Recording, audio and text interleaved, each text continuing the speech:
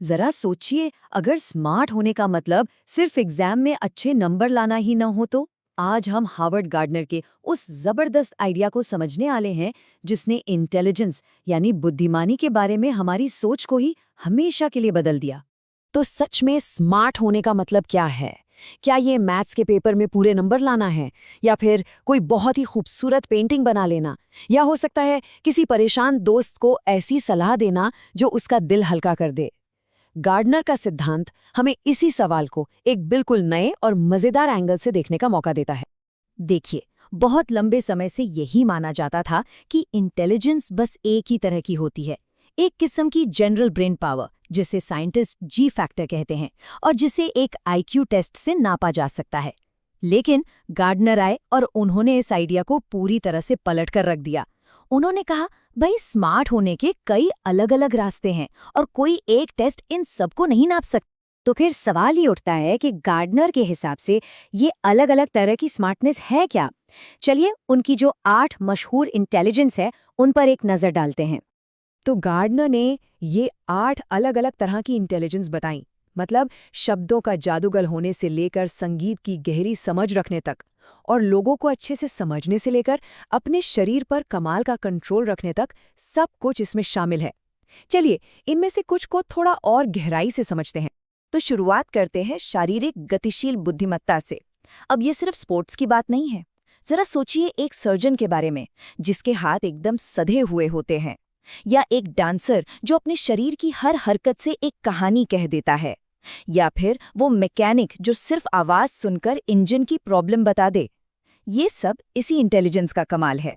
इस तरह के इंटेलिजेंस वाले लोग ना असल में करके सीखने में माहिर होते हैं।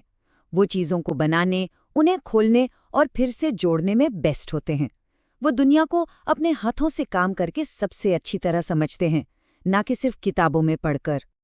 अब आते हैं अंतर्वैयक्तिक बुद्धिमत्ता पर। आसान भाषा में कहें तो पीपल स्मार्ट होना।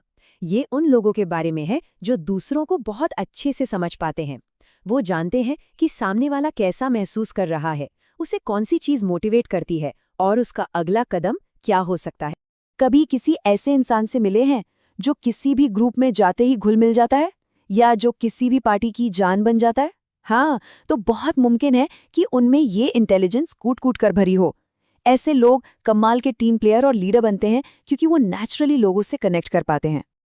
लेकिन ठहरिए, कहानी इतनी सीधी भी नहीं है। एक तरफ तो टीचर्स और पेरेंट्स ने इस थ्योरी को हाथों हाथ लिया, पर वहीं दूसरी तरफ कई साइंटिस्ट्स ने इस पर बहुत गंभीर सवाल भी उठाए। तो आलोचक कहते क्या हैं? पहली बात तो ये कि इस थ्योरी को साबित करने के लिए कोई ठोस साइंटिफिक सबूत नहीं है। उनका कहना है कि गार्डनर की ये जो अलग अलग इंटेलिजेंसेस हैं, वो असल में एक दूसरे से जुड़ी हुई हैं। कुछ तो यहाँ तक कहते हैं कि गार्डनर ने बस अलग अलग टैलेंट्स को इंटेलिजेंस का एक फैंसी नाम दे दिया है। असल में कई स्टडीज में ये बात सामने आई है कि जो लोग एक चीज में अच्छे होते हैं वो अक्सर दूसरी चीजों में भी अच्छे होते हैं।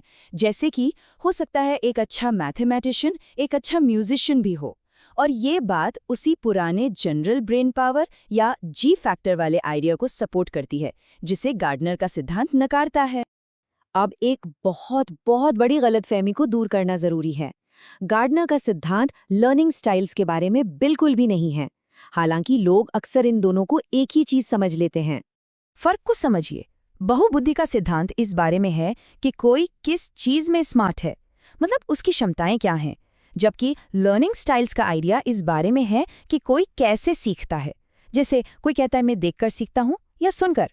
साइंटिफिक रिसर्च लर्निंग स्टाइल्स के इस आइडिया को बिल्कुल सपोर्ट नहीं करती। ये दो एकदम अलग बातें हैं।